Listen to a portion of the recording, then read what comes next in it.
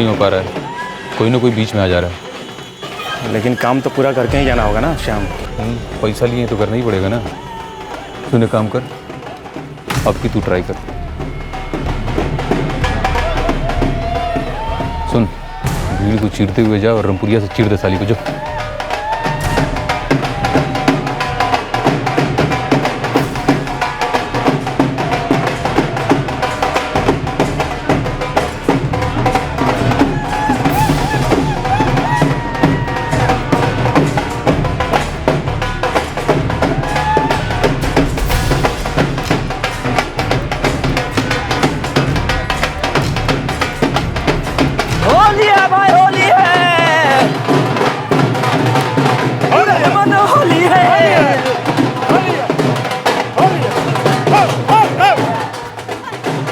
जतिन, ये अनमोल पे नजर रखना, हम जरा जाके आ रहे हैं। अरे गीता दीदी कहाँ चल दी? अरे वो पंकज को फोन लगाना है, सुबह से बात नहीं हुआ है। आते हैं, थोड़ा पेट्रोल डाल के। भंगवा के गिलास में उधर ही रख गया। आते हैं। बस हम यूं गए और यूं आए। जल्दी।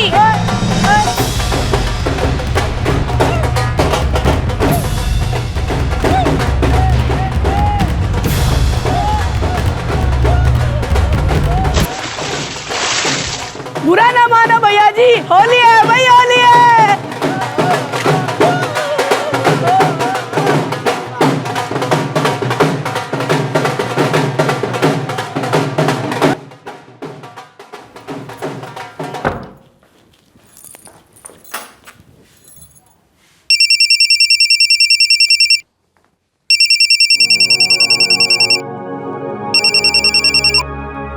हाँ गीता बोलो। हैप्पी होली जी। तुमको भी हैप्पी होली। कहो सब ठीक ठाक?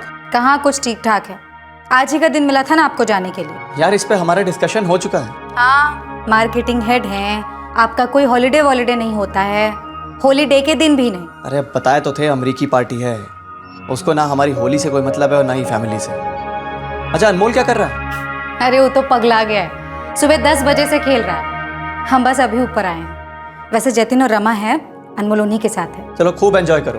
क्या एंजॉय करेंगे आपके बिना। वैसे वाराणसी कब पहुंचे? वो कल रात ही पहुंच गए थे।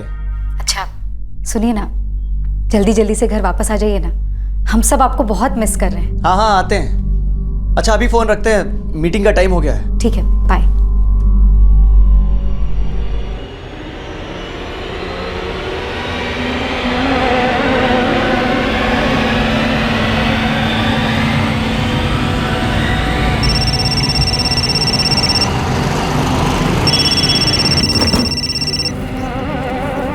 छह बार साला पार्टी का फोन आ चुका है, क्या करें?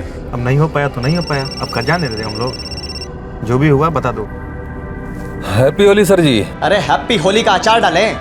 तुम्हारे फोन का पागल की तरह से इंतजार कर रहे हैं हम। और फोन किसका आता है? हमारी घर वाली का। साला 1:30 बजने को यहाँ आया है और पूरी तरह से फेल कर गए हो तुम लोग। अरे सर जी, अब तकदीरें फेल कर गया तो इंसान क्या करे? हम तो फुल तैयारी के साथ गए थे, चेहरा पर रंग भी लगा लिए थे, लोगों के बीच में घुस भी गए थे। अब कई बार गीता जी पे फायर करने की कोशिश की, लेकिन कोई ना कोई सामने आ जा रहा था। अरे बहाने बनाना बंद करो। अरे साहब जी, बहाना नहीं बना रहे हम वही बता रहे जो हुआ है। हम तो स्टैंड बाई पे अपने साथ शरद को भी ले गए थे कि वो रामपुरिया से काम तमाम कर देगा।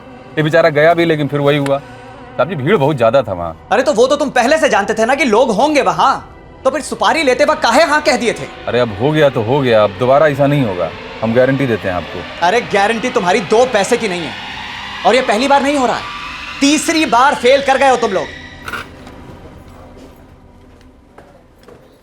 जतिन आओ बैठो, गुजिया खा लो, तुम्हारी मनपसंद अदरक और तुलसी वाली चाय भी बनाए हैं। अरे वाह वाह वाह वाह। ओ अनमोल रतन के बच्चे, रखो मारो मोबाइल और जाओ नहा वहा लो, थोड़ा इंसान बनो। हाँ, ये शैतान कहाँ इंसान बनेगा? अरे बोल बोल के थक गए हैं, और ये रंग लगा हुआ गीला कपड़ा पहन के भूत की तरह बैठे हैं। चलो तो चलो नहाने, चलो चुप, पीट देंगे तुम तो, चलो। एक आदमी ने अपनी पत्नी के नाम की सुपारी दी हुई थी।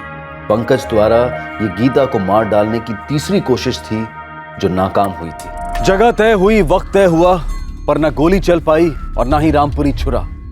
आखिरकार क्यों ये कोशिशें नाकामयाब हुई?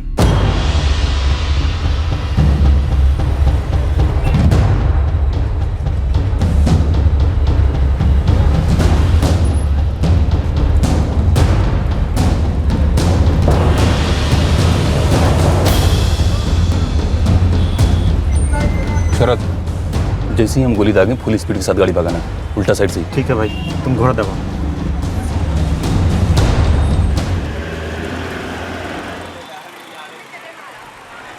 कहाँ गई रे?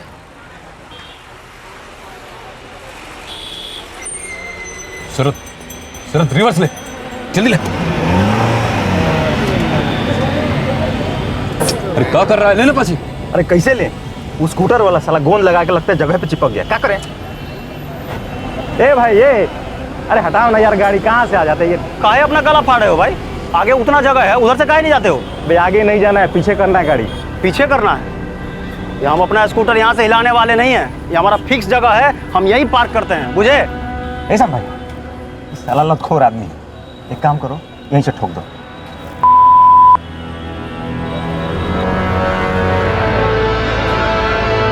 शरद, गाड़ी घुमा, यू टर्न मार।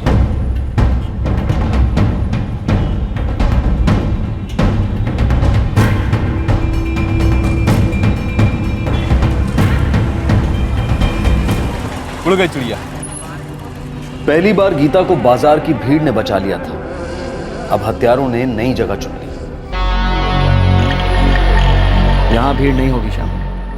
स्कूल से अनमोल को लेने के बाद वो दोनों गली में अकेले होंगे। इस बार काम हो जाना चाहिए। इस बार तुम चूक नहीं सकते, लेकिन खबरदार, हमारे बेटे पर कोई आंच ना आने पाए। श्याम, हम क्या बोल रहे हैं? यहाँ पर फायर नहीं करो। बोरा गए होगा साले, एक बार खाली जा चुका है हम लोगों का। वार हुआ ही कहाँ है? हाँ, बात मानो हमारी। यहाँ फायर करोगे तो शोर होगा, और शोर होगा तो साला खतरा होगा। एक काम करते हैं ना, रामपुरिये से काम तमाम कर देते हैं। काम का काम हो जाएगा, और ना ही शोर और ना ही खतरा।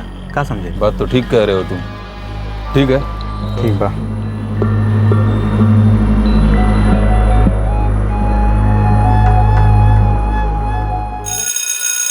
बज गई घंटी।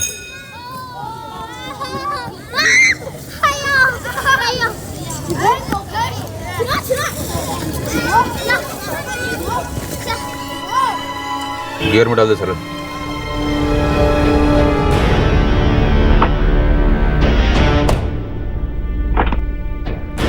दत्त तेरी की, ये तो गाड़ी में बैठ गई। कोनो बात नहीं, पीछा कर, कहीं ना कहीं तो उतरेगी। जहां उतरेगी वहीं चीरे डालेंगे इसको।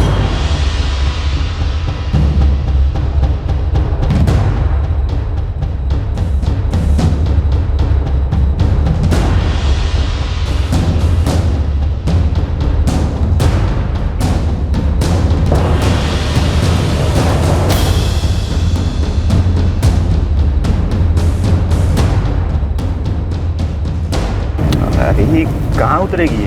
कहाँ मालूम ससुरी कहाँ उतरेगी।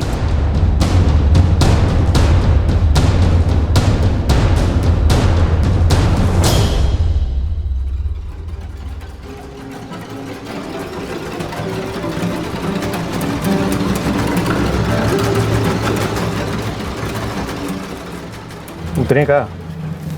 भांग खा लिया का रे? साला दिखता नहीं वॉचमैन खड़ा है वहां पे।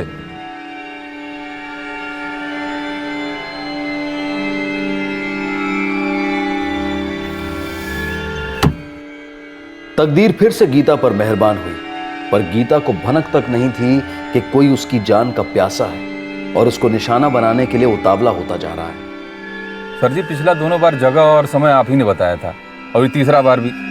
अब अगर तीनों बार वो आपकी मैसेज बच जा रही है तो इसका मतलब ये है कि उसका भाग बहुत तगड़ा है। हमारे मिसेज का भाग तगड़ा नहीं है, तुम लोगों का साला काम कमजोर है। निकम्मे हो तुम लोग साले। और आज तो हम तुमको पूरा चांस दिए थे ना। हाँ, खुला मैदान, होली का शोर, रंग वंग सब क्या किए तुम? और हमने क्या क्या पापड़ नहीं बोले यहां तक आने में। घर से निकले वो भी होली के एक दिन पहले। अरे ये क्या बात हुई पंकज? ये वाराणसी का प्लान कब बना लिया? अब जानते हैं ना कल होली है। अरे पता है, हमने बहुत कोशिश की बॉस से बात करने की, लेकिन उन्होंने स्पेशल रिक्वेस्ट कर दिया हमसे। अब काम तो सबसे पहले आता है ना। नए नए मार्केटिंग हेड बने हैं कंपनी के, और ये जो अमेरिकी पार्टी है ना, सबसे बड़ी क्लाइंट है हमारी कंपनी की। लेकिन छुट्टी के दिन कोई काम करता है? पूरा देश छुट्टी मनाता है। लेकिन कुछ लोग करते हैं, जैसे बॉर्डर पे सिपाही। अरे आप ऐसे ही समझ लो कि तुम्हारे पतिदेव वो बॉर्डर के सिपाही की तरह ही हैं। अपने फैमिली के फ्यूचर की रक्षा करने के लिए होली के दिन भी काम कर रहे हैं। गीता, अरे सोसाइटी का सारा लोग होगा, फिर तुम्हारा भाई जतिन और रमा भी तो आ रहे हैं। अनमोल बहुत एंजॉय करेगा। आपके बिना बहुत उदास रहेगा, मिस करेगा आपको। गीता, ये हमारी लाइफ की आखिरी होली थोड़ी ना है, अगले साल भी तो होली आएगी। तुम लोगों को इस काम का और कितना चांस चाहिए बे? ये गीता की आखिरी होली होनी चाहिए थी। अरे सर जी, ये गीता जी की आखिरी ही होली थी, वो अब अगली होली नहीं देखेंगी, हमारा प्रॉमिस है। इस काम का अच्छा खासा पैसा हम तुमको पहले ही दे चुके हैं और हर बार तुम फेल कर गए हो। अब और एक दमड़ी नहीं मिलेगा तुम्हें, ये तुम सोच लो, और हमें तो फुल और फाइनल बता दो। ये चौथी और आखिरी बार होगा। तुमसे बन पाएगा या ये काम हम किसी और को सौंप दें? अरे सर जी, ताली एक हाथ से नहीं बजती है, और वही नियम जो है गेम बजाने का भी होता है। सर जी, हमेशा की तरह हम लोग तैयार रहेंगे, लेकिन इस बार आप ऐसी जगह चुनिएगा जहाँ तीसरा कोई ना हो। उसके बाद बता रहे हैं आपको, भाऊजी की 13वीं पे ही मिलेंगे आपसे।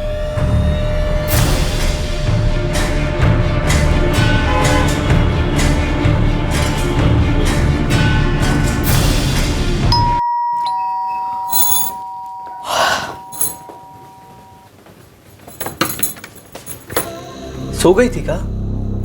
नहीं, आपके आने की जाप जप रहे थे। गुस्सा है हम आपसे। अरे श्रीमती जी, हम आपका गुस्सा ठीक करने का प्रोग्राम बनाकर लौटे हैं। नहीं सुनना है हमें कुछ, और वैसे भी आप वाराणसी से थक कर आए हैं। लीजिए, जाइए नहा धोकर खाना खा लीजिए और आराम कर लीजिए। सुनो, हम क्या सोच रहे हैं कि इस वीकेंड पर ना नालंदा चलते हैं। सुबह सुबह जाएंगे, दिन भर पिकनिक मना के रात को लौट आएंगे। तुम्हारे भैया जतिन और रमा भाभी को भी ले लो, वो दोनों भी साथ में रहेंगे तो मज़ा डबल हो जाएगा हमें लगता है। क्या कहती हैं श्रीमती जी, कैसा रहेगा? क्या बात है, आज आप बहुत अच्छे मूड में लग रहे हैं। गीता, वो हमरा ना तुम्हारे साथ, क्या कहते हैं उसे, क्वालिटी टाइम, वो बिताने का मन कर रहा है। हमारे बीच में तो हर टाइम क्वालिटी टाइम है जी। बस एक ही बात का एहसास होता रहता है कि हम लोगों की लाइफ में टाइम कितना कम है, लेकिन जितना भी है बस प्यार से निकल जाए।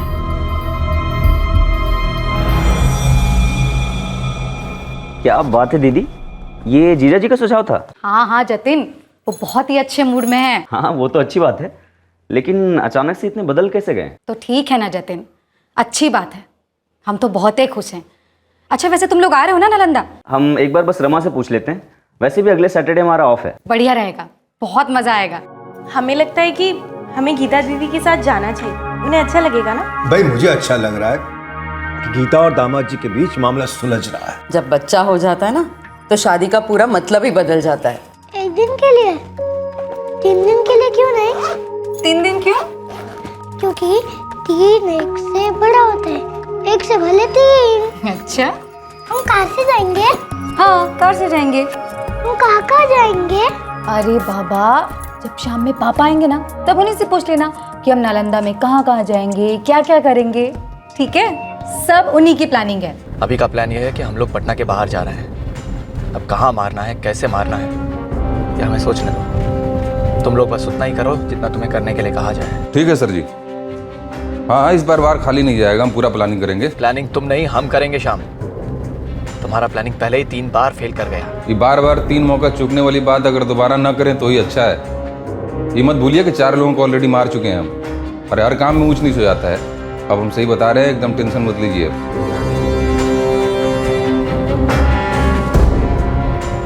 जिसके साथ 7 फेरे लिए थे, उसे मार डालने की 3 कोशिशें नाकामयाब होने के बाद पंकज अब चौथी कोशिश करने चला था। लेकिन इस रिश्ते का, इंसानियत का फेलियर कहां और क्यों हुआ था? 6 साल पहले अग्नि के सामने जिस पंकज ने गीता की रक्षा करने की कसम खाई थी, आज वो क्यों उसे जान से मार डालना चाह रहा था?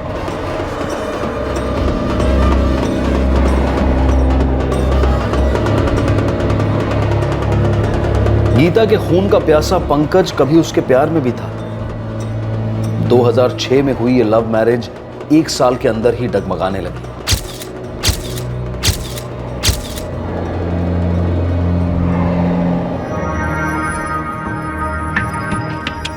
कंग्रेचुलेशंस, गीता प्रेग्नेंट है।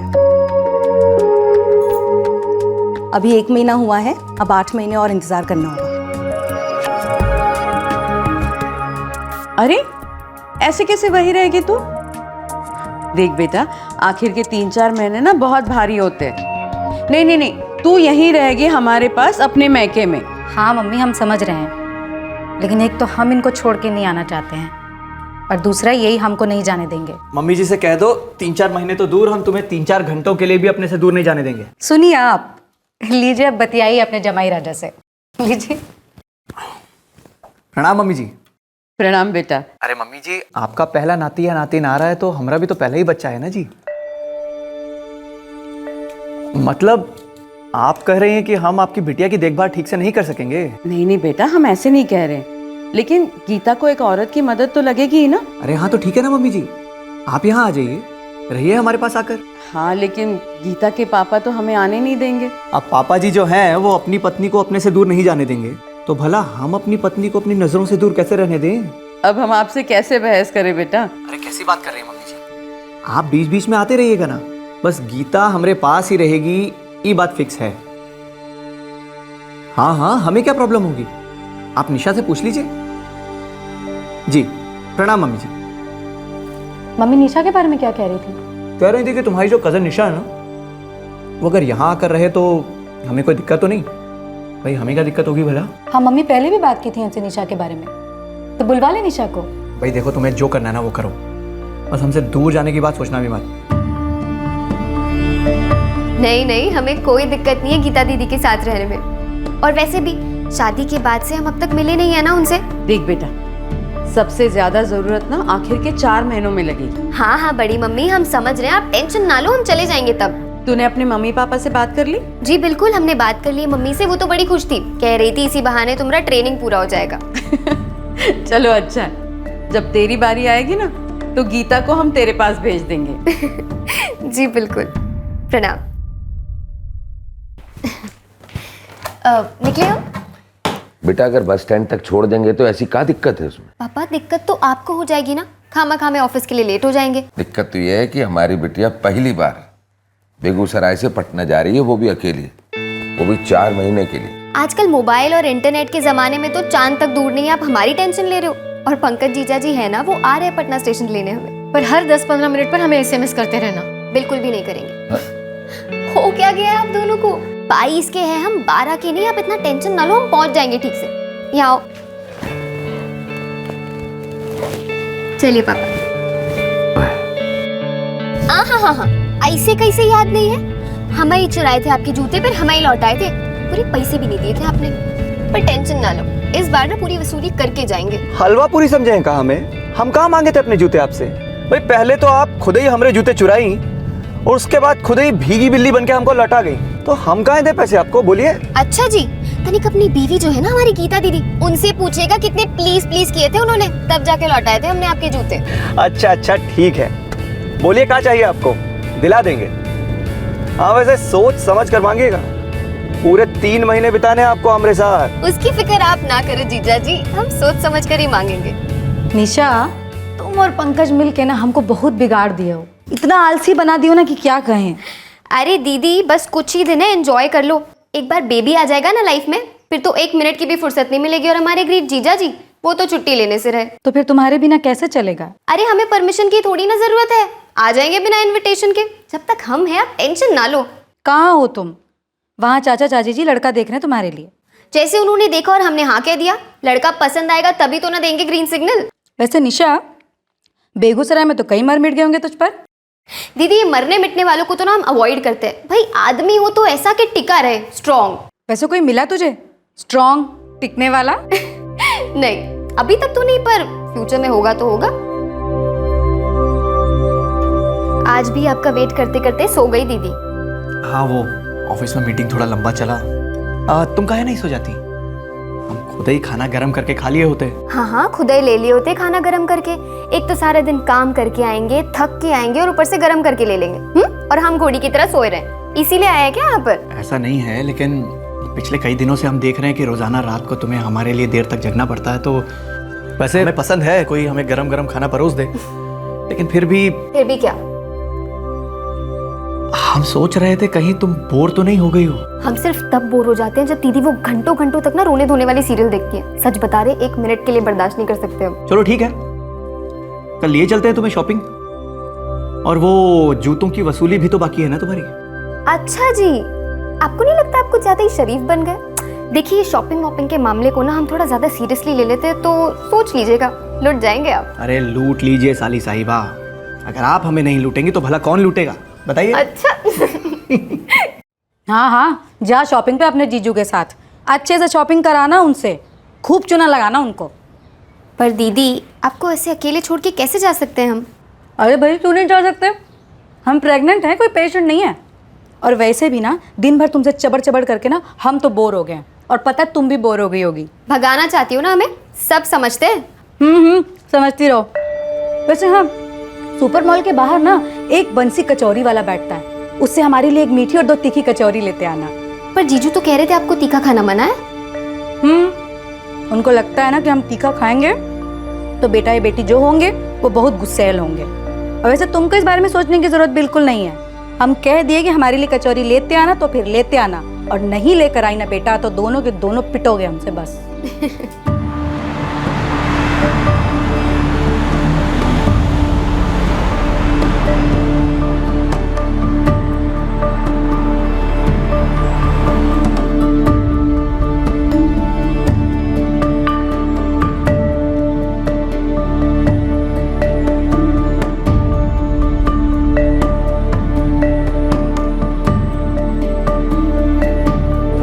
ऐसे चबा रही है, लगता है मानसर को भी चबा जाएगी। जल्दी कुछ करो।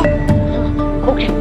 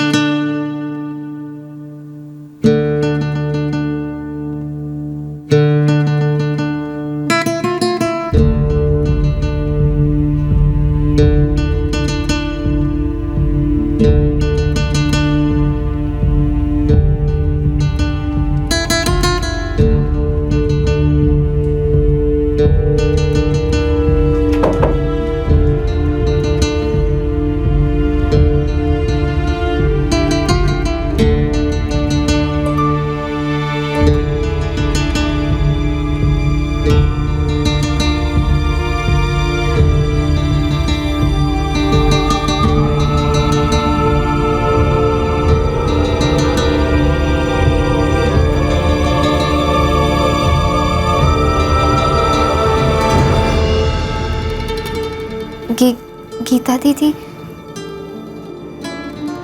वो आराम से सो रही।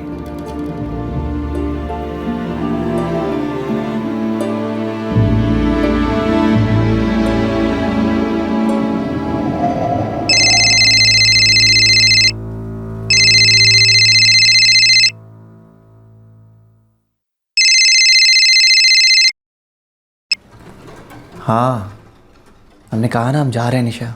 3 बार ऑलरेडी फेल हो चुके हैं, आपको पक्का लगता है ये सही तरीका है? तो और कौन सा सही तरीका है निशा, बताओ ना, और कौन सा सही तरीका है? ऐसा क्या करें कि हम गीता को छोड़कर तुमसे शादी कर सकें? निशा, इस बार फेल नहीं होंगे हम, देखना तुम, इस बार काम जरूर हो जाएगा। निशा, इतवार को वो लोग आ रहे हैं तुम्हें देखने। विकास को तो हम मिल ही चुके हैं। अच्छा है, बॉम्बे सेटल्ड है, अच्छे से मिलोगी ना? जी मम्मी, अच्छे से मिलेंगे।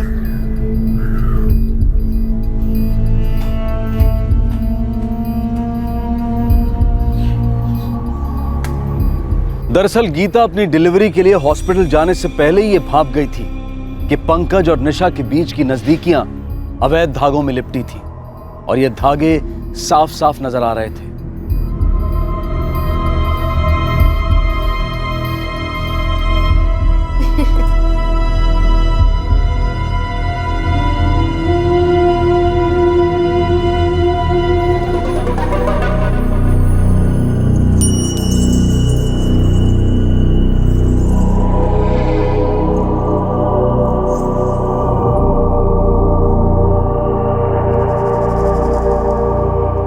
वैसे हम कभी कभी अचानक रात में जाग जाते हैं।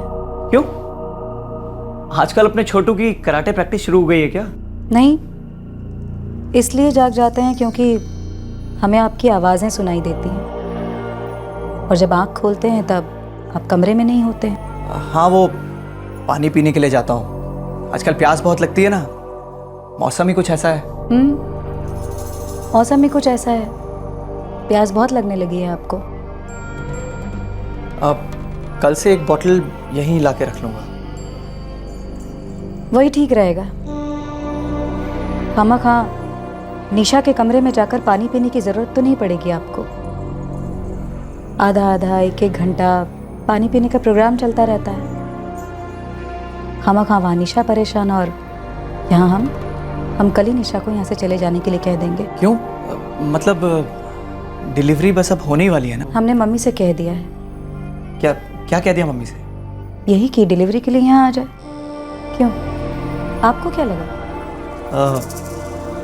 वैसे हमें लगता है कि निशा अगर रुक जाती तो मदद हो जाती। किसकी मदद?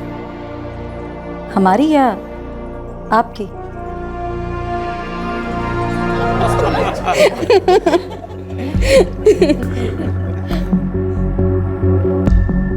पंकज, हमें लगता है हमें बेगूसराय वापस चले जाना चाहिए। गीता दीदी सब जान चुकी हैं। निशा, अगर तुम चली गई तो हमारा क्या होगा? तो फिर आप ही बताइए ना, हमारे रहने से क्या होगा? बताइए ना क्या होगा? ज़माना खामा मर्दों की फितरत को कुत्ते की दुम समझता है, पर ताली तो दोनों हाथों से बजती है ना, और थप्पड़ एक हाथ से। और उस थप्पड़ में सबसे ज्यादा दर्द होता है जिसमें हाथ नहीं उठता, लेकिन सामने वाला नजरों से गिर जाता है। फिर वो कोई भी हो, कोई गैर, कोई अपना, या अपनी बहन। सॉरी दीदी, हम बहुत शर्मिंदा है। नहीं निशा, शर्मिंदा नहीं हो तुम। अरे जिसे शर्म ही नहीं है वो शर्मिंदा कैसे हो सकता है? बेवफा कभी शर्मिंदा होते हैं भला? अरे उन्हें तो अफसोस रह जाता है कि अब तो चोरी पकड़ी गई, अब अफेयर कैसे होगा? नहीं होगा। बिल्कुल नहीं होगा निशा। और सबसे जरूरी बात तो ये है कि तुम इस घर में दोबारा नहीं दिखोगी। हम आज के बाद आपके सामने कभी नहीं आएंगे। और हमारे पीठ पीछे पंकज से मिलोगे? नहीं। हमारी नजर तुम दोनों पे रहेगी निशा। एक बात तो तुम समझ लेना कि हम कोई अबला टाइप की नारी नहीं है जो चुप रह जाएंगे, सब कुछ सह जाएंगे। इतना शोर मचाएंगे ना कि वो हर आईना चूर हो जाएगा जिसमें तुम अपनी आंख मिलाना चाहोगे। चलो अब दफा हो जाओ यहाँ से, निकलो यहाँ से।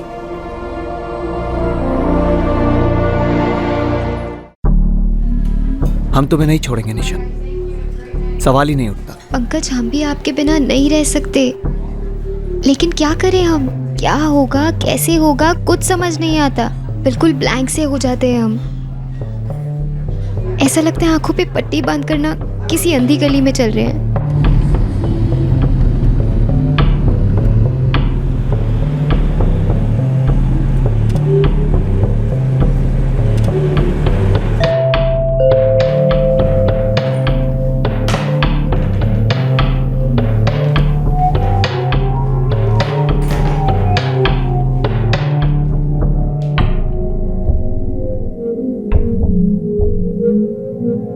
मम्मी, हम बड़े सराफत से समझाए थे उसको कि पंकज से दूर रहे, लेकिन वो तो मानो एकदम कब्जा ही कर ली है। और ये सब कुछ तो अब हमें बता रही है बेटा? अरे किस मुंह से बताते हैं आपको मम्मी?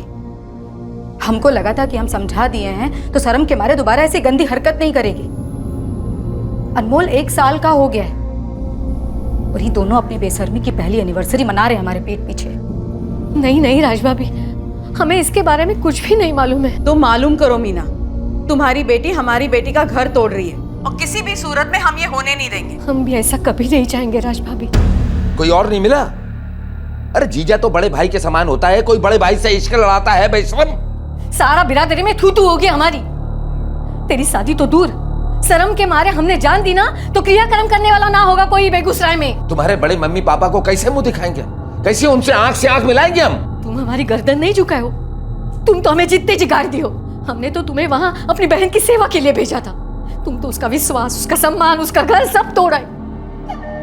तो हम प्लान नहीं किए थे ना मम्मी, सेवा करने गए थे और की, पूरे दिल से की, लेकिन जो भी हुआ आपको नहीं मालूम कैसे उनसे प्यार हो गया और उनको हमसे। और पापा वो तो हमसे शादी। तुम जो हरकत की हो ना, तुम्हारी जैसी लड़कियां शादी नहीं करती, एक के बाद एक घर बर्बाद करती हैं, तोड़ती हैं। आज अपनी बहन का तोड़ी हो ना, कल किसी दूसरे का तोड़ोगी। हम तो सिर्फ प्यार किए, अभी हो गया। हमें नहीं पता कैसे कब, फिर अब हो गया है तो जा नहीं रहा है। अरे कैसे नहीं जा रहे? हाँ जाएगा। तुम जो पंकज के लिए महसूस कर रही हो ना, वो जाएगा, क्योंकि वो प्यार हो ही नहीं सकता। उस भूत को ना हम सब मिलकर अंदर से बाहर कर देंगे। सर की कसम खा, आज के बाद पंकज का मुंह कभी नहीं देखोगे, कसम।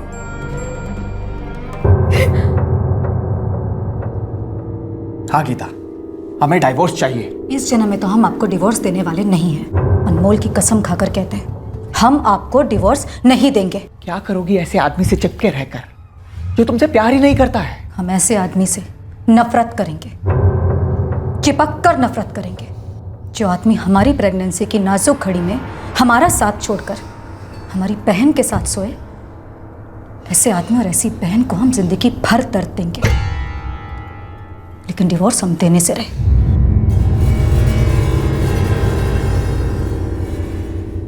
हम कल ही बेगूसराय जाके राकेश चाचा, चाची और निशा को साफ साफ बता देंगे, किसी ने हमारी बहन का घर तोड़ा तो हम एक एक को तोड़ देंगे, किसी को नहीं छोड़ेंगे, बताए दे रहे हैं। जतिन, गलती निशा की, जो हमारे चचेरे भाई राकेश की बेटियां है ना?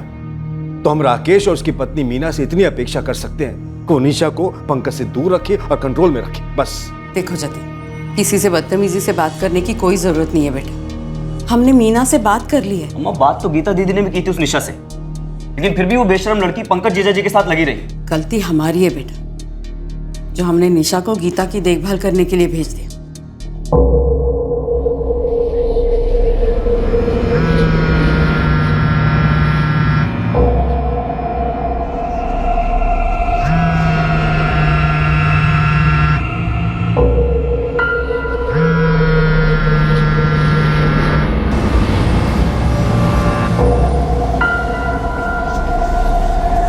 निशा, तुम किसी की बातों में ना आना, हमें ऐसे इग्नोर ना करो। हम नहीं जी सकते तुम्हारे बिना। सॉरी पंकज, सबकी भलाई इसी में है कि हम एक दूसरे को भुला दें। बहुत ज़्यादा प्रेशर है हम पर, हम सह नहीं पा रहे हैं। प्लीज़ भुला दो हमें।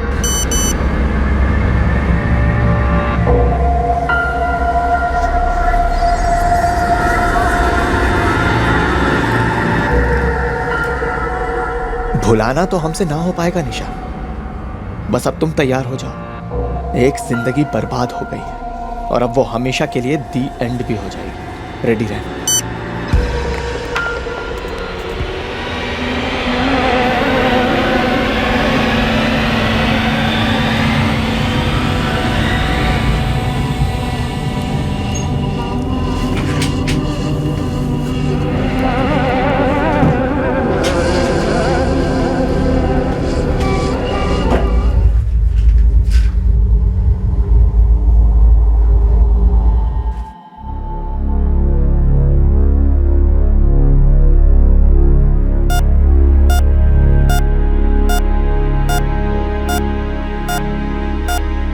आसान नहीं था इतनी सारी गोलियां पेट से वॉश आउट करना। यूं कह सकते हैं कि बाल बाल बची है इनकी जान।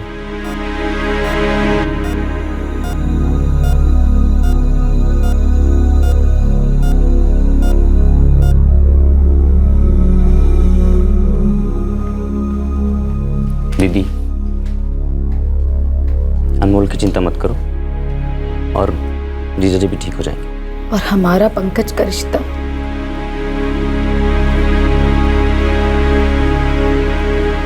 वो ठीक हो पाएगा।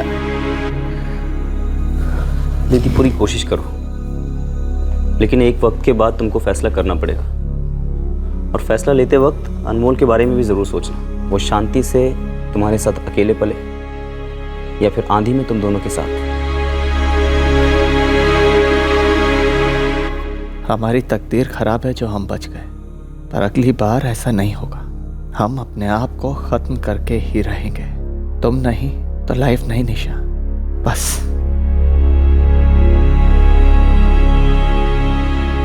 पंकज के बिना हमारी जिंदगी का कोई मतलब नहीं है पापा। वो हमसे प्यार करते थे, लेकिन वो निशा तो मानो उन पर कोई जादू ही करती है, लेकिन हम वो जादू तोड़ के रहेंगे। हम पंकज को अपना वापस बना के रहेंगे पापा, फिर चाहे जो भी हो। पंकज, हम भी तुमको उतना ही प्यार करते हैं जितना कि तुम, पूरे दिल से। लेकिन हमें हमारा प्यार सिर्फ गीता से नहीं बल्कि सारी दुनिया से छुपाए रखना होगा। क्या तुम इसका ख्याल रख पाओगे?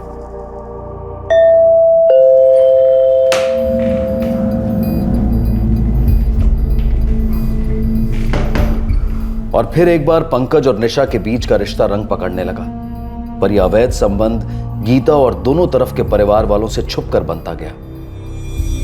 पंकज और निशा अब ऐसे दो फूलों की तरह थे जिनका खिलना और महकना सिर्फ एक दूसरे को समझ आता।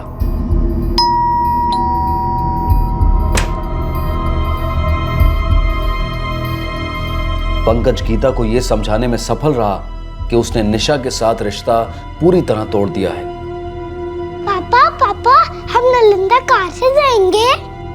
हाँ बेटा, हम लोग नालंदा कार ड्राइव करके जाएंगे और वहाँ पे पिकनिक करेंगे और पिकनिक में बच्चों के साथ गेम खेलेंगे। यहां गीता एक तरफ यह समझ रही थी कि उसकी जिंदगी अब दोबारा पटरी पर आ गई थी, पर उसे इस बात का जरा भी अंदाजा नहीं था कि 3 बार उसकी जिंदगी पटरी से उतरते उतरते रह गई थी और अब चौथी बार क्या होने वाला था।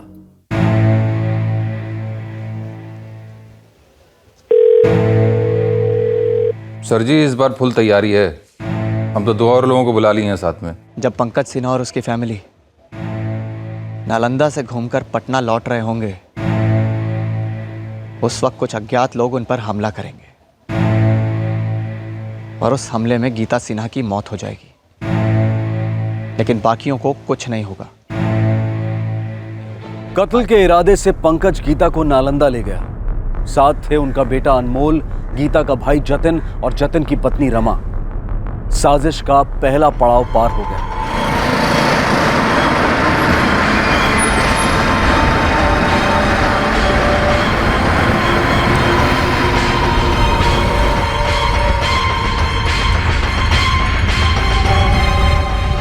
हम सुबह जल्दी घर से निकलेंगे बाय रोड, हमारी कार से।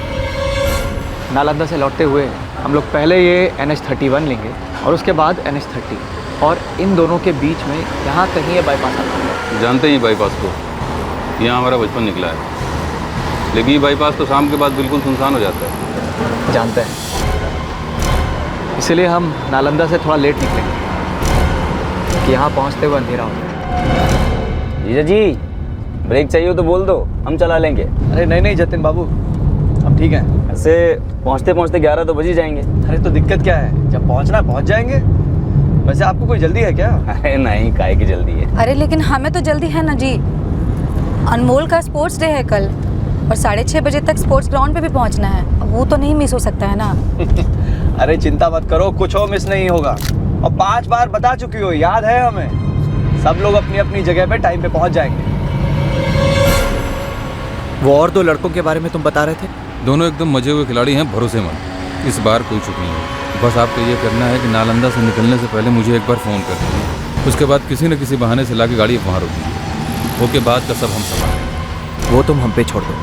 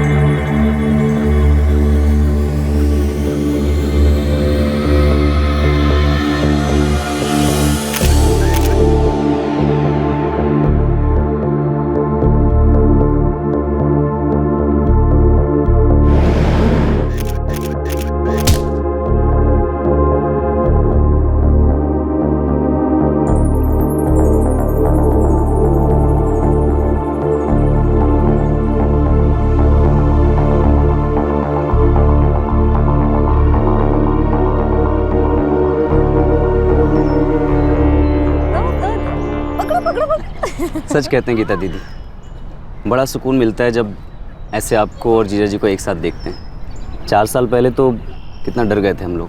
तुम लोग तो सिर्फ डर गए थे, परेशान थे। हमें तो लगा था कि जैसे अब बस मर ही जाएंगे। पहुंच गए तुम लोग? अरे कब का साहब जी, 2 घंटा से बैठ के यहाँ पुराना फिल्म का गाना सुन रहे हैं। हमें अभी वहाँ पहुँचने में कम से कम 45 मिनट का समय लगेगा। ठीक है, लेकिन जल्दी मत निकलिएगा, सूरज डूब जाने दीजिए, क्योंकि जितना अंधेरा रहेगा उतना बढ़िया रहेगा। ठीक है, हम निकलने से पहले तुम्हें फ़ोन कर देंगे। ठीक है। कल हमें कोई देखने आ रहे हैं? नहीं आएगा, कल का वो प्रोग्राम कैंसिल होने वाला है निशा। वहाँ सब कुछ प्लान के मुताबिक चल रहा है? बिल्कुल, हम करीब 2 घंटे में यहाँ से पटना के लिए निकलेंगे। पंकज, हमारा दिल बहुत घबरा रहा है। बस एक दिन की बात और है निशा, कल के बाद सब कुछ इतना शांत हो जाएगा, इतना सुकून होगा तुम्हारी और हमारी जिंदगी में। तुम और हम सचमुच एक हो जाएंगे, आज़ाद हो जाएंगे अपनी मनमर्जी करने के लिए। Pankaj, I love you. I love you too Nisha. ये गलत बात है जीजा जी। एक तो खुद ही पिकनिक का प्लान बनाते हैं, उसके बाद फिर आधे से ज़्यादा समय फ़ोन पे लगे रहते हैं। अरे नहीं साले साहब, दरअसल हमारी कंपनी का एक अमेरिकी क्लाइंट है, तो जब भी उसे कोई काम होता है तो हमारा जूनियर स्टाफ हमें ही फ़ोन लगाता है, तो इसलिए उन्हें डायरेक्ट करना पड़ता है। अच्छा चलिए, अब चलने का समय हो गया है, अभी निकलेंगे तो रात को 10 बजे तक पहुँचेंगे। अरे इतना भी क्या जल्दी है साले साहब, थोड़ी देर और एंजॉय करते हैं ना, आराम से चलेंगे। पक्का है समय? अरे बहुत समय है, आइए चलिए। चलो, रेडी स्टेडी गो।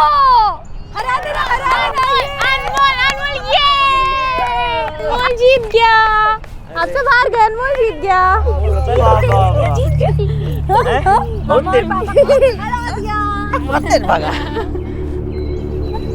ये लो भाई गर्मा गर्म चाय। हमको भी खिला दो थोड़ा सा। ये लीजिए आपके लिए पराठा। अरे वाह, अरे वाह,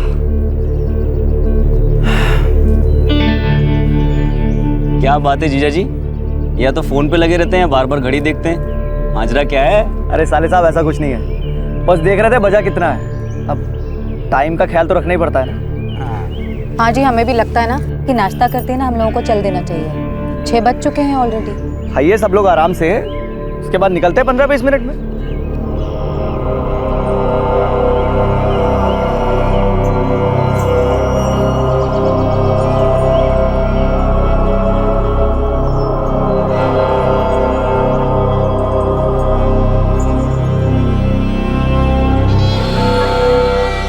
अरे पंकज कहाँ चले गए?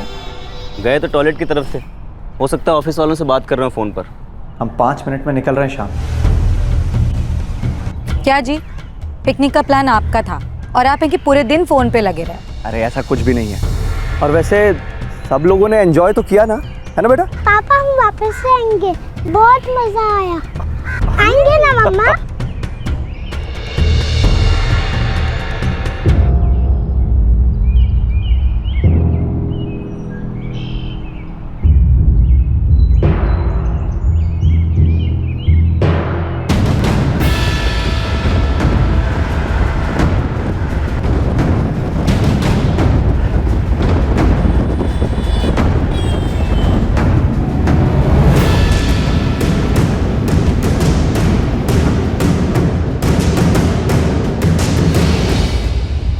जीजा जी, हम अक्सर सोचते थे कैसे आपसे ये बात छेड़ें, लेकिन आज सही मौका मिला है तो आपसे कह रहे हैं। क्या चाहते? यही कि आप और गीता दीदी एक बुरे दौर से गुजरे, पर कैसे आप एक होकर आगे बढ़े। बड़ा अच्छा लगता है आप दोनों का प्यार और हमारी बहन का ध्यान रखने के लिए। Thank you. अरे नहीं जतिन, दरअसल थैंक यू तो हमको गीता को बोलना चाहिए कि उसने हमारी सभी गलतियों को भुलाकर हमको माफ़ किया और वापस अपना लिया। आज हम दिन में गीता दीदी से भी यही बात कर रहे थे, वो कह रही थी कि उन दिनों उनको लगता था कहीं दुख के मारे वो मर ही ना जाए। जतिन, तुमसे सच कहें तो लगता हमको भी ऐसा ही था। रोज रोज थोड़ा थोड़ा घुट घुट कर मरने से कहीं अच्छा है कि एक ही बार आर्या पार हो जाए। एक हैप्पी फैमिली का ढोंग रचा जाता है ताकि इस ढोंग की चादर को उस भयंकर जुर्म पर ओढ़ा जा सके जो अब अगले मोड़ पर होने जा रहा था।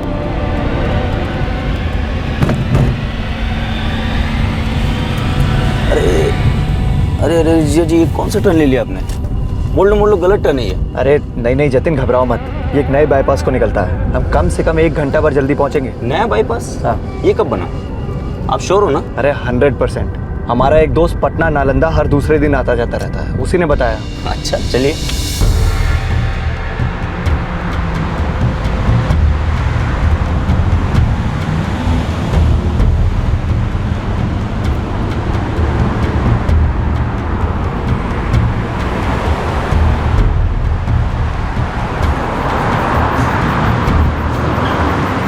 पार्टी आ गई है, तुम लोग तैयार हो ना?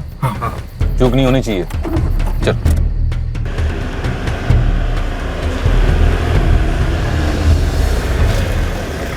अरे जीजा जी, ये रास्ता तो बंद है। अरे ये क्या हो गया यार? हमारे दोस्त ने तो कहा था कि ये रास्ता सीधा पटना को कनेक्ट करता है। हुई होगी कोई प्रॉब्लम आगे। देखिए ना, साफ साफ बोर्ड लगा हुआ है, रास्ता बंद है। ऊपर से पत्थर लगा के ब्लॉक कर रखे हैं। क्या हुआ जी, कहाँ पहुँचे? कुछ नहीं दीदी, शायद खराब रास्ते पर आ गए। वो बाईपास लिया, अभी ये रोड ब्लॉक है यहाँ। कोई नहीं, हम लोग एक काम करते हैं, वापस NH31 पकड़ लेंगे। बस 10 ही मिनट लेट हुए हैं।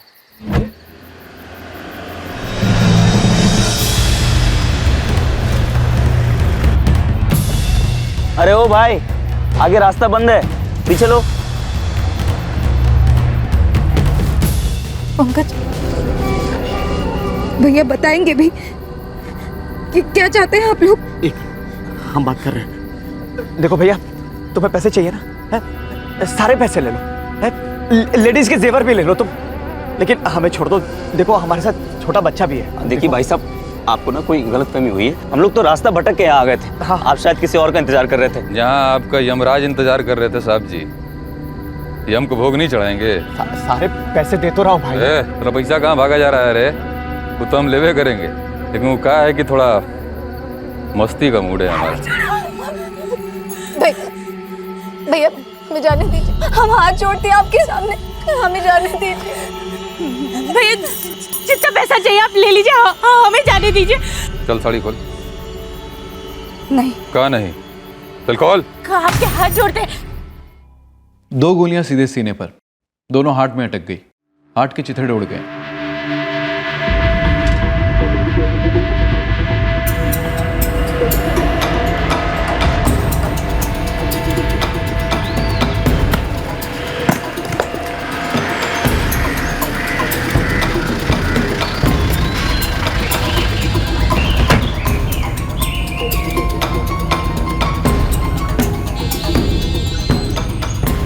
सर आगे रास्ता क्लियर है, हम 30 किलोमीटर जाके आए।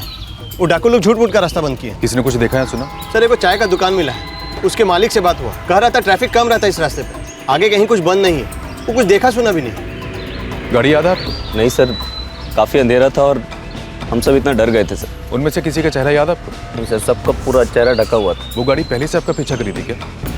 नहीं लगता नहीं है सर, हम लोग पहले यहाँ आए, देखा रास्ता ब्लॉक था, रिवर्स लेने लगे तो पीछे से आके घुसा दिया। सर लगता है घात लगाकर बैठे थे कि कब कोई पार्टी आए इस तरफ, ये लोग आए और फंस गए। पंकज सिन्हा और उसकी फैमिली शॉर्टकट लेने के लिए रास्ता लिया होगा, वो फंस गए। इस नए हाईवे पर यह पहली घटना होगी सर, इसलिए रास्ता चुना होगा। राजन, अपने खबरियों से कहो कि इस इलाके में जितने भी गैंग हैं सबकी रिपोर्ट भेजे। क्या लोग थे ना? जी सर, गीता सिन्हा के भाई जतिन लाल ने यही कहा था कि 4 लोग थे। और सर पंकज सिन्हा से अभी तक बात नहीं हो पाई, और ना ही जतिन की पत्नी रमा से, और ना ही बच्चे से। मीडिया में खबर फैलने से पहले हमें इस केस को सोल्व करना होगा। इस केस को टॉप प्रायोरिटी में रखो। सर पंकज और रमा के स्टेटमेंट्स जतिन से पूरी तरह मैच कर गए। ऐसा लग रहा था कि ये वाकई में एक डाकुओं का अटैक था जिसमें गीता की हत्या हो गई थी। इस भयंकर नौटंकी का पहला अंक कामयाब हो गया था। नालंदा और पटना के एक खबरी को एक्टिवेट किया गया। सैकड़ों हिस्ट्री शीटर से भी पूछताछ हुई, पर पुलिस के हाथ एक भी ऐसा सुराग नहीं आ रहा था जो इस केस को कोई दिशा दे सके। गीता के माता पिता और भाई जतिन इस बात को लेकर बौखलाए हुए थे कि यह तकदीर का कैसा खेल था। एक पिकनिक एक खुशनुमा फैमिली में इतना दर्द और गम कैसे और क्यों ले आया। नौटंकी के दूसरे अंक के दूसरे पड़ाव में भी पंकज अपना किरदार बखूबी निभा रहा था। वो अपने बच्चे का दहशत भरा दर्द बखूबी संभाल रहा था, वो दर्द जो उसी ने बच्चे को दिया था। इस नौटंकी की कठपुतलियों को भी उनकी मजदूरी अदा की गई। इस ड्रामे के लीड कैरेक्टर्स के सामने अब रास्ता साफ हो चुका था। बस थोड़े दिन और उनको अपनी दर्द भरी एक्टिंग का प्रदर्शन देना था। उसके बाद उनके हिसाब से हैप्पी एंडिंग होने जा रही थी। इस केस में हत्या की प्लानिंग और मोडस ऑपरेंडी टॉप की रही और इसी वजह से पुलिस के हाथ एक भी सुराग नहीं लग रहा था। तो क्या ये एक परफेक्ट मर्डर का रेयरेस्ट ऑफ रेयर उदाहरण बनने जा रहा था, या फिर इस खूंखार नाटक का एक और अंक अभी बाकी था? सर हम जतिन लाल बोल रहे हैं, गीता सिन्हा के भाई। 2 हफ्ता हो गया सर, कुछ पता नहीं चला, कोई पकड़ा नहीं गया। जतिन, हम जी जान से लगे हुए हैं। जैसे ही कोई ब्रेक थ्रू मिलता है हम आपको इन्फॉर्म कर देंगे। ठीक है सर। राजन, बाईपास रोड पर जो मर्डर हुआ था उसकी क्या रिपोर्ट है? सर सच कहे तो अभी तक ब्लैंक है। हिस्ट्री शीटर्स ने एक भी ऐसी गैंग का नाम नहीं बताया जो उस वक्त वहां पर हुए होंगे। बहुत से डाकू देखे हमने इतने सालों में।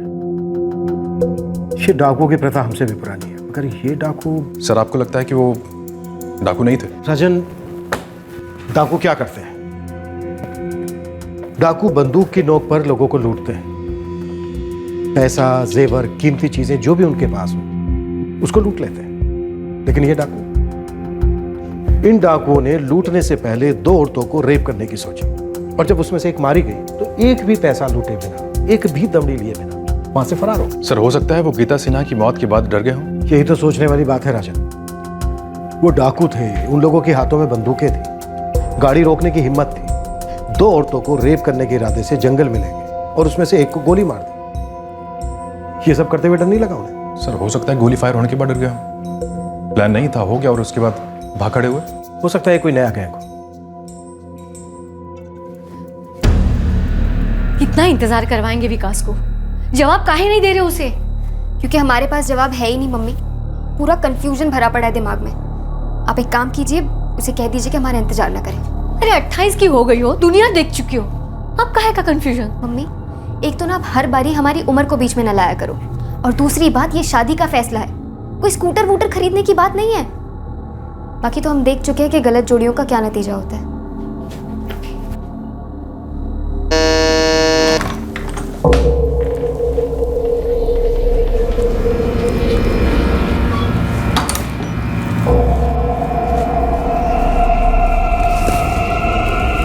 अनमोल को रमा भाभी के पास छोड़ कर आए?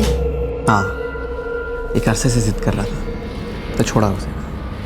और फिर निशा थोड़ा नेचुरल भी लगेगा ना, जैसे धीरे धीरे हम नॉर्मल होते जा रहे हैं।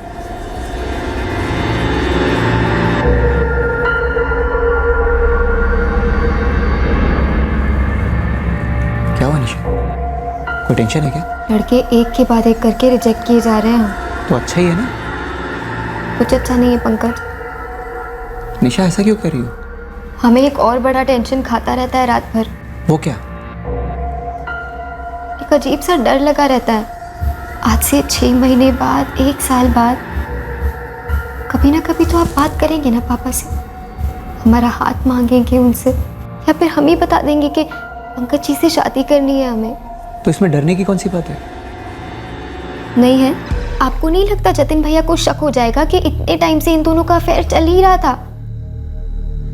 फिर 2 और 2 मिलाएंगे, कहेंगे कि गीता दीदी को डाकुओं ने नहीं बल्कि इन दोनों ने मारा है, और फिर हम दोनों फांसी लटकेंगे।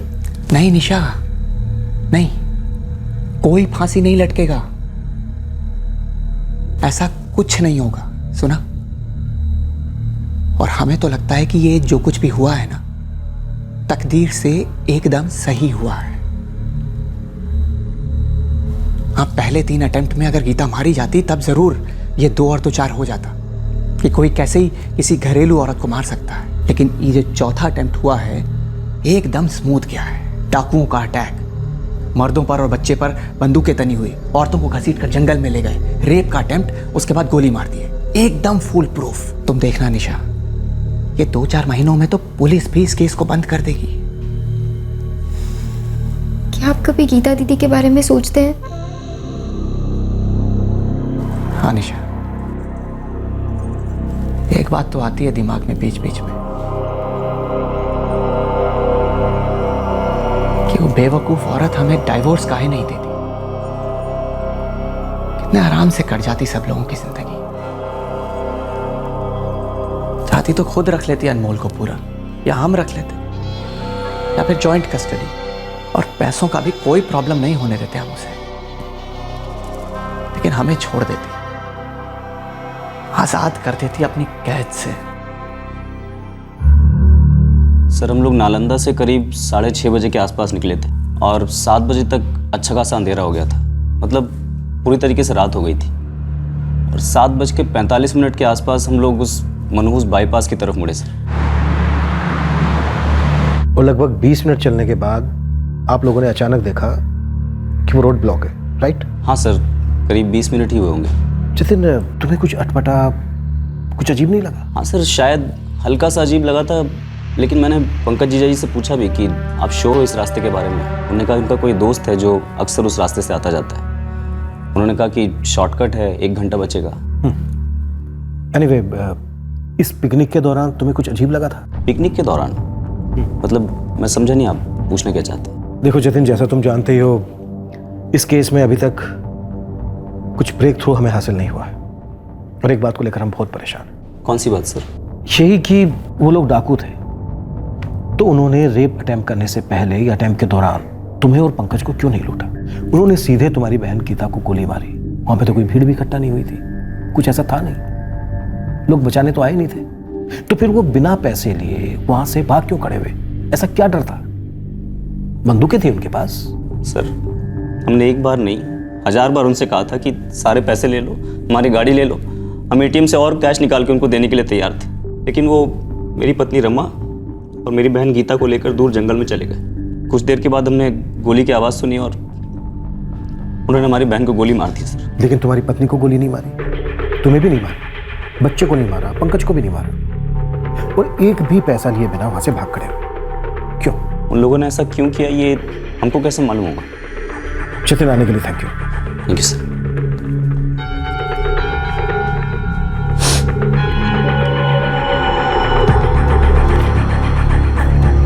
सर आप पूछ रहे थे कि पिकनिक के दौरान कुछ अटपटा लगा था, क्यों सर? यूं ही। सर आपको किसी के ऊपर कोई शक है क्या?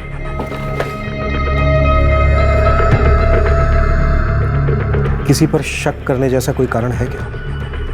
पता नहीं सर। गीता की मौत से किसे फायदा हो सकता था और किस तरह से फायदा हो सकता था? कोई तगड़ा इंश्योरेंस प्लान? अगर इस वजह से गीता की मौत हुई है तो जाहिर सी बात है पति और पत्नी के बीच, क्या करें, हमारा काम ही कुछ ऐसा है, हर एंगल से टटोलना पड़ता है, सुरागों के लिए शक को खंगालना पड़ता है। Thank you sir.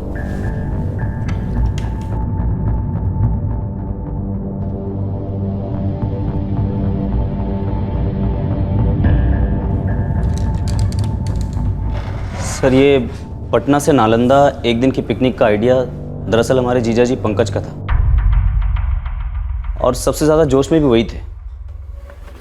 और सर एक बात थोड़ी अजीब लगी थी कि पूरी पिकनिक के दौरान करीब 85% टाइम जीजा जी अपने मोबाइल पर बिजी थे, और शायद थोड़े परेशान भी थे सर, बार बार अपनी घड़ी देख रहे थे। और जब मैंने उनसे कहा कि घर चलते हैं तो कहने लगे इतनी जल्दी क्या है, और काफ़ी टाइम बिताने के बाद हम लोग वहाँ से निकले। जतिन, एक सीधा सवाल, क्या तुम्हें लगता है तुम्हारे जीजा पंकज सिन्हा ने जानबूझकर NH-31 छोड़कर गाड़ी बाईपास की तरफ मोड़ी थी? हाँ सर, गाड़ी मोड़ी तो थी, लेकिन हमने उस बाईपास के बारे में उससे पहले कभी नहीं सुना था। लेकिन उस वक्त हमको ऐसा कुछ अजीब सा नहीं लगा सर। एक ख्याली सवाल, हाइपोथेटिकल, अगर हम ये मान के चलें कि तुम्हारे जीजा पंकज सिन्हा ने साजिश करके तुम्हारी बहन गीता सिन्हा का कत्ल करवाया, तो इससे तुम्हारे जीजा को क्या फायदा हो सकता है? सर अगर ऐसा कुछ कराना होता तो 4 साल पहले कराते, 4 साल बाद क्यों? 4 साल पहले? जतिन, ऐसा क्या हुआ था 4 साल पहले? सर 4 साल पहले पंकज को डिवोर्स चाहिए था हमारी बहन से। 4 साल पहले डिवोर्स? अभी बच्चा है 5 साल का, यानी कि जब बच्चा 1 साल का था तब पंकज को गीता से डिवोर्स चाहिए था, राइट? जी सर। कोई लड़की इन्वॉल्व थी? हमारी चचेरी बहन निशा, जो डिलीवरी के वक्त गीता दीदी की मदद के लिए उनके घर पर रह रही थी, और ये पंकज उससे शादीवादी के पागलपन में फंस गया था। जतिन, ये जो निशा है, इसे भी पागलपन हुआ था? जी सर, बल्कि पंकज ने एक बार सुसाइड अटेम्प्ट भी किया था, लेकिन सर वो बात वहीं पर ख़त्म हो गई। ये अफेयर का वायरस है जतिन, इतनी आसानी से नहीं जाता, सालों तक पीछा करता है।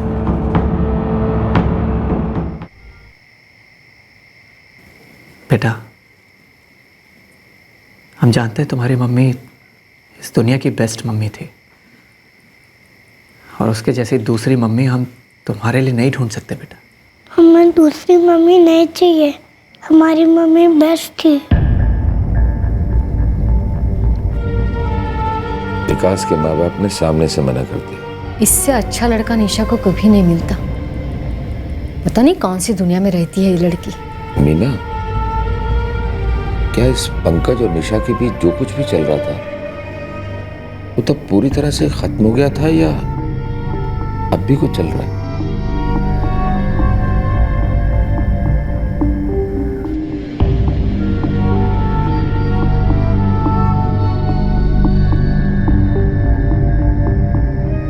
पंकज इतना गिर सकते हैं क्या? पता नहीं अम्मा, लेकिन जब हम उस दिन के बारे में सोचते हैं तो एक एक बात जुड़ती है, एक एक बात कोई साजिश मालूम होती है। पहले से प्लान मतलब आपका अपनी पत्नी गीता, बेटा अनमोल, साला जतिन और उसकी पत्नी रमा के साथ पिकनिक पर जाने का प्लान पहले से प्लान था? जी बिल्कुल। पटना से नालंदा 2 फैमिलीज अगर जाएंगी तो प्लानिंग नहीं होगी क्या? सुना है आप ऑफिस के काम में बहुत बिजी रहते हैं, और अगर आप ऑफिस में ना भी हो तो आपका काम नॉन स्टॉप चलता रहता है। इंस्पेक्टर साहब, हम हमारी कंपनी के मार्केटिंग हेड हैं, काम का कोई टाइमिंग नहीं होता। अच्छा, मार्केटिंग हेड साहब, कत्ल के दिन, हमारा मतलब है कि प्लान्ड पिकनिक के दिन भी आप भयंकर बिजी थे। आपके ऑफिस से आपको लगातार एक के बाद एक कॉल्स आ रहे थे। देखिए, उस दिन हुआ जो कुछ भी हुआ उसको लेकर सबके स्टेटमेंट है हमारे पास, और सबने एक ही बात पर जोर दिया है कि उस दिन आप पिकनिक पर होते हुए भी पिकनिक में नहीं थे। जी, वो हम बिजी थे उस दिन, अपने जूनियर्स को फ़ोन पर ही डायरेक्ट कर रहे थे।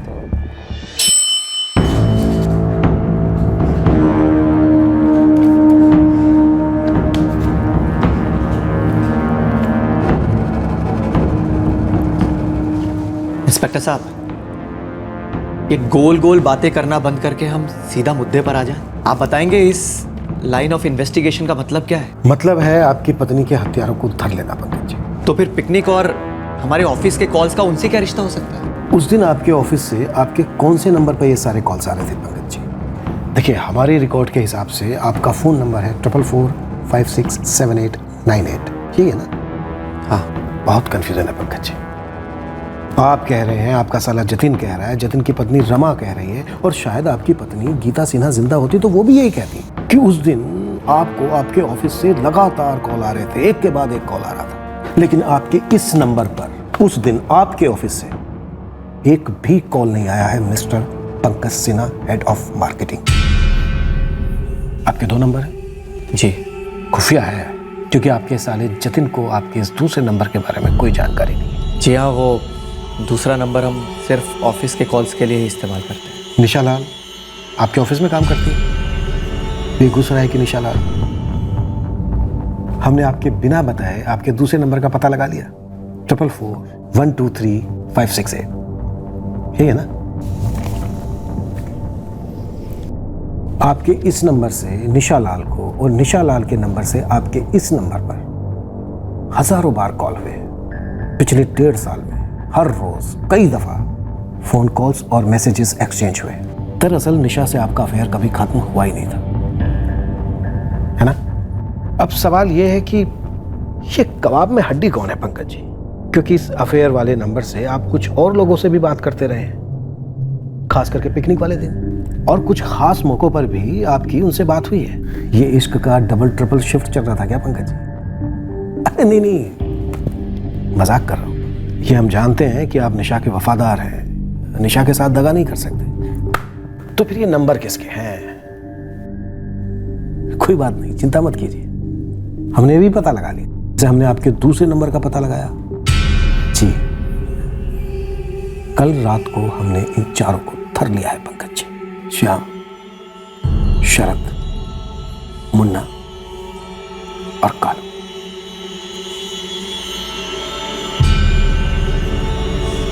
हाँ, हमें उन चारों की थोड़ी मरम्मत करनी पड़ी, तब जाके उन्होंने वो खोला। लेकिन हमें एक एक दिन, एक एक घंटा, एक एक मिनट, एक एक सेकंड का हिसाब दिया उन्होंने कि उन्होंने अब तक क्या क्या किया है। श्याम ने हमें सारी बात डिटेल्स में बताई पंकज जी, कि कैसे उसके 3 बार खाली गए और चौथी बार में वो आपकी पत्नी को मार पाया, और कैसे आपने अपनी पत्नी की सुपारी के लिए 4 लाख रुपए दिए 30 मार्च को अपनी खुद की पत्नी, अपने बेटे अनमोल की मां गीता की हत्या के लिए। बेगूसराय पुलिस आपकी माशुका को बस किसी भी क्षण हिरासत में लेने ही वाली है।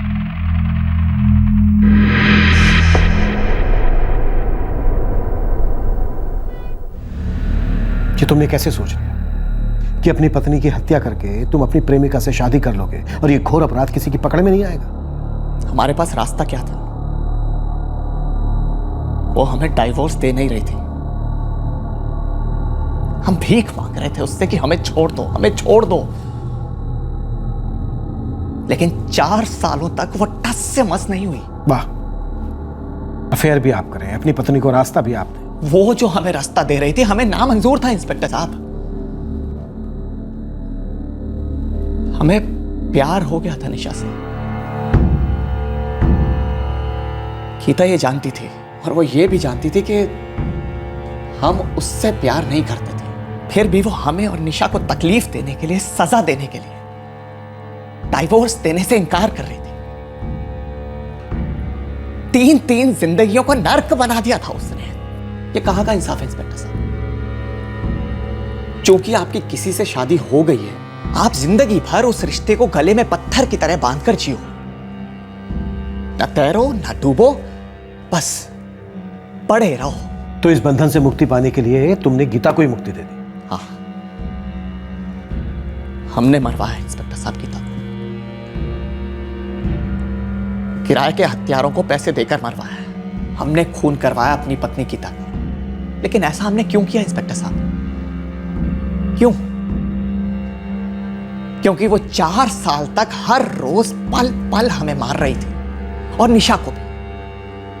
गीता और उसके घर वाले ये मानते थे कि चुप हो जाने से, किसी को धमका देने भर से सब कुछ अपने आप पहले जैसा हो जाता है। अरे कैसे हो जाता है सब कुछ अपने आप पहले जैसा?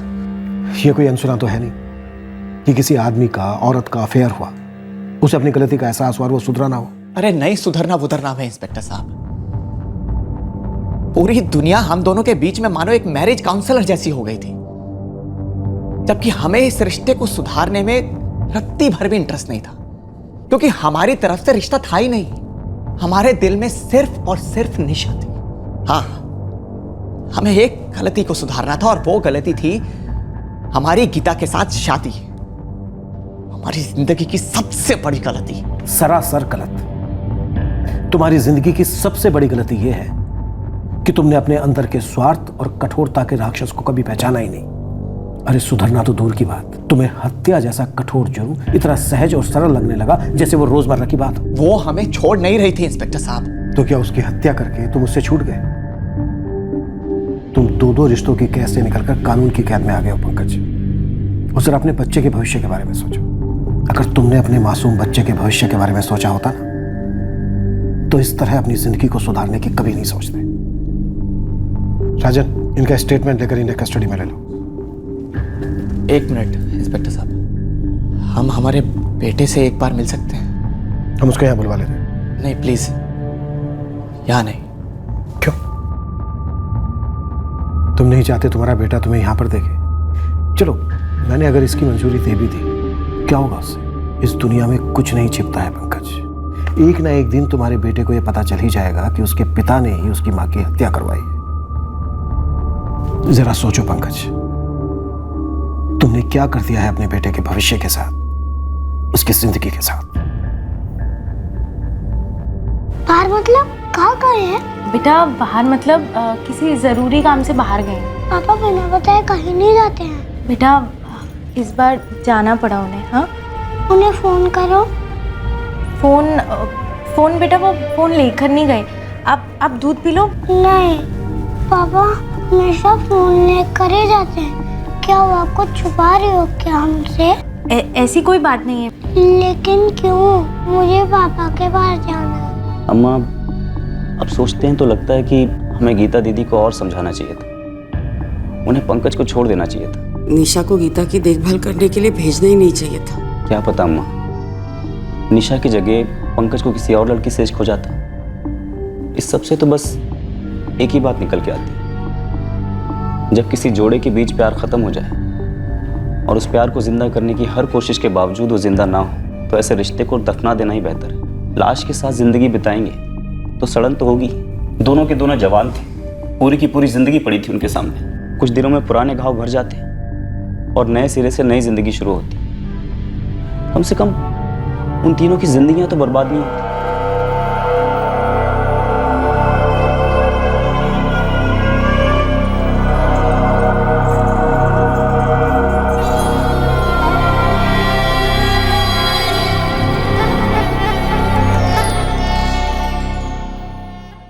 दरअसल चौथा अटेम्प्ट भी नाकामयाब रहा।